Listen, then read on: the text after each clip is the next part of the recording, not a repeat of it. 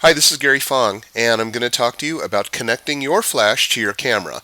Now, as I've explained in other videos, Canon, Nikon, Sony, all of the different cameras typically have their own wireless communication devices, and that it deals with infrared lighting. The infrared lighting basically emits very low frequency light, something that you can't see. It's infrared, and it tells the other flash when to fire. The problem with that and the limitations are, number one, these little red things right here, these little red guys, have to face each other, which means that you can't have anything between the camera and the flash.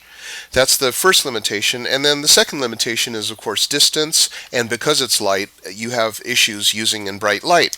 So we want to look at the other opportunities for triggering a camera and a flash, and that includes radio. Radio is neat because it's sound. So obviously, if this makes a sound, this over here would be able to hear it because it's sound. And so if I go around a corner, I'd be able to hear it. So radio I can put behind a door, behind a wall, behind a background, and I'd be able to trigger the flash without having to have what they call line of sight.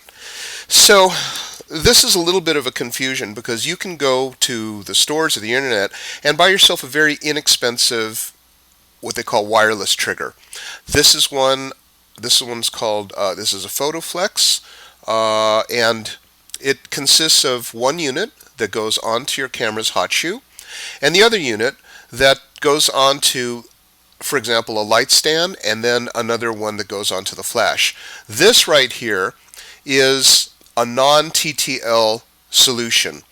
There's basically only dip switches here that tell you what frequency to be on and what channel to be on. So there's on and off, two switches, and I believe you have 2 to the 4th combinations of on or off to pair with your receiving unit, and basically that's all you have. It's going to make the flash go. This does not give you any TTL control, and that's a huge limitation.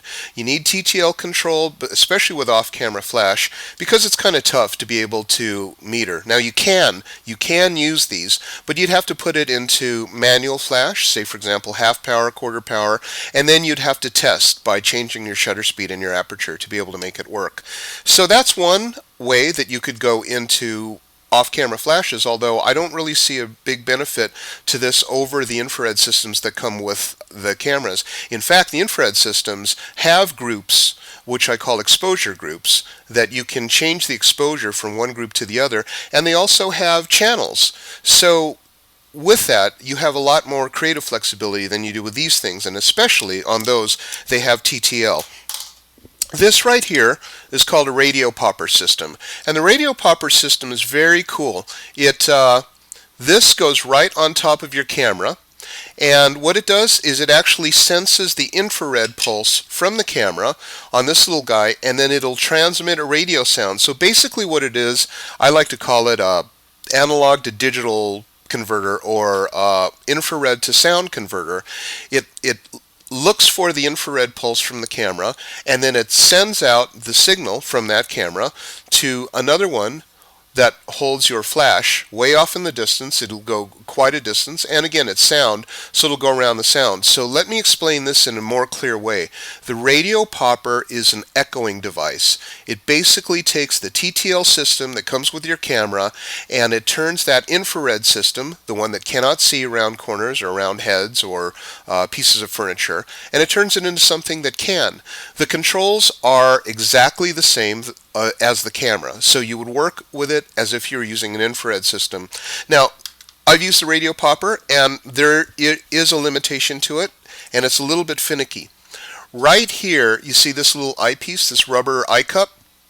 This eyepiece is designed to go right over the infrared sensor. Now there's one inside here, you can't see it anywhere, not on the outside, but it's designed to go right over that exact hole, and as you can see, the hole is really tiny. So what happens is, in the beginning, now they give you a really nice, they do a nice job explaining how this works. There's a multi-step stage here, and there's different heights for, say, 430EX, 580EX, 600. There's different heights. So what you do is you pick the one step that you want, and you slide it into this guy here, and that will line it up to the flash. Now here's the limitation on that. Number one, if you don't have this rubber thing completely sealing off the infrared, then it will be able to see available light, and it will confuse the unit. The unit will not work. So you have to get this on and press it really flat. I found over time that the radio popper, this thing actually wears out and comes off at times. It's still a very good unit. I like it a lot, but and it'll do full TTL, extremely long distances, and it'll shoot high-speed sync. And that's all just part of the regular infrared program that your camera comes with. The other thing, though, is operationally, I'm not wild about using the camera's menus because, as you've seen in the other videos, you have to go to Menu, then Flash System, Setup, Group A, +1, +B, and then you're looking at the back of the camera and playing with those menus and then sending it out. Then, of course, if you move this guy just a little bit, or if it wiggles, it'll pop right out. And I found that there are many situations that I've had where the radio popper does not work. Very, very ingenious design because it goes from infrared to sound and it echoes the usage of the camera. There is another one that is called the Pocket Wizard. And the Pocket Wizard was probably the original pioneer of this type of radio thing. That was extremely popular, still is. And this is my Pocket Wizard system. And the Pocket Wizard has, of course, a radio, and it's very nice because you can do your controls here with your A, B, and C exposure groups. You can test and learn and things like that. So that's kind of nice about it. Here's the limitation that I've had with the Pocket Wizard. There has been, and I don't know that there's been a fix for it. I think so, but I've read some of the like the magazine articles, and they said that it's still intermittent. I haven't had 100% success in firing the Pocket Wizard. I've actually had a number of times where I've fired it and it didn't work, and completely puzzling to me until I did a little bit of research. And there is a radio situation with the Canon units, some of the Canon units, that cause it to not really be able to see that radio frequency. So what they do with the Pocket Wizard is they actually send you a shield that you kind of velcro over your camera, which makes it a little bit more clumsy. So, but also I've really had some intermittent issues where this thing will not fire. So that's the Pocket Wizard, and I would say this is the first of them all. Then it went to radio popper, which was a neat solution.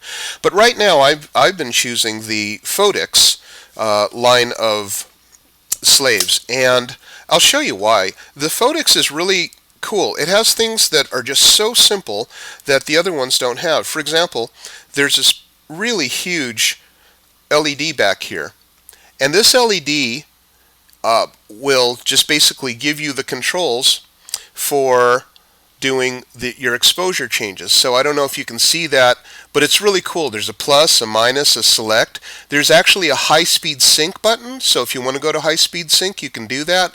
Everything is controlled by this guy right here, which sits on top of your camera and faces you. I love it because I can just go and say, okay, well, let's test or let's model by hitting the little light bulb, and it will turn the flash on so you can see the modeling light. It has different modes, high-speed sync, and it's for Canon, Sony, and Nikon. And this is the receiver. The receiver basically is this flat unit that goes in between the flash and, for example, the light stand or the tripod.